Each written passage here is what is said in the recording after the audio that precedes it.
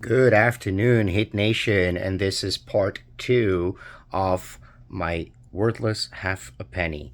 This is in regards not only to the Miami Heat, but a little bit also about the NBA because nothing is happening in the Heat. We did see the lottery happen, and which teams are going to be up front.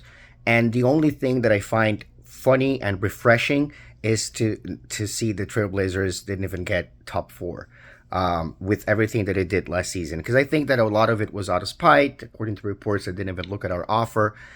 And that's part of the mythology, I guess, right? That's part of the, I don't know, of the kind of like what the vibe is for fans to hate on the Trailblazers, even though they're not conference rivals, even though they really have nothing um, except what happened to Damian Lillard against us, or we don't have anything against him in particular, right? Other than what happened. So we're really against Cronin.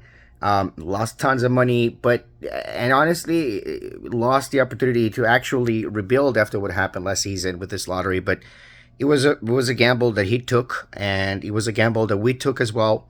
We know what happened to us. But I think that the most interesting thing is to see what's going on now in the playoffs, especially in the West, a little bit more, because I honestly think that the Knicks and the Pacers, and I understand Miami Heat fans have a rivalry with the Knicks. Those that remember the days that Miami and the Knicks went at it, it was truly something. It was the same thing that we feel against the Celtics right now, and I am all for ages long rivalries, but I have nothing against the Knicks personally, and I have everything against the Celtics. Well, not as an organization so much, but just as what they represent as being our rivals. It's just a comical thing to do. I have nothing against Boston, really, but I'm always going to say, F Boston, because that's just the nature of the business. But I'm not as surprised with Boston. I think that Boston are still being Boston, and the Cleveland Cavaliers are not complete. They have injuries with Jarrett Allen. I think that would have helped a lot in this particular series. But still, you see Spida, Mitchell commanding it, and it's kind of a win-win for us. If Cleveland loses the second round, there is more of a chance of getting Mitchell perhaps next season. If Cleveland wins this next round, then the Celtics lose, so that's a pleasure to watch. And the series is now 2-1, so that's also interesting. As far as what the Knicks and the Pacers go, absolutely, the series is now 2-1. The Pacers dominated the Knicks in a way that the Knicks were not able to dominate the Pacers, obviously. But I think that was a fluke, right? So we're going to see what happens in the next two games and see what, basically what kind of team is going to come out. But I'm really surprised because just so you can understand how injuries work, right? The Timberwolves have a better team this season, no doubt about it. But just the fact that they had key players injured last season, look at how much they're capable of doing when they're healthy. Look at how much they're capable of doing with just a couple of tweaks here and there.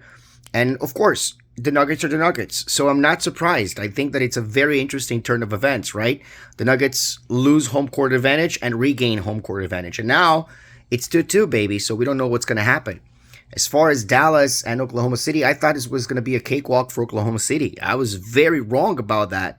It's actually going to be a very interesting series. And I think that Dallas has a great shot of winning it. Right now, they're poised to winning it, but I remember the Bucks. They had two round when they were champions. I think in round two they went down 0-2 or 0-1, but regardless, they lost a couple of games. It didn't change how strong they would be as champions. I think that also is a test of character.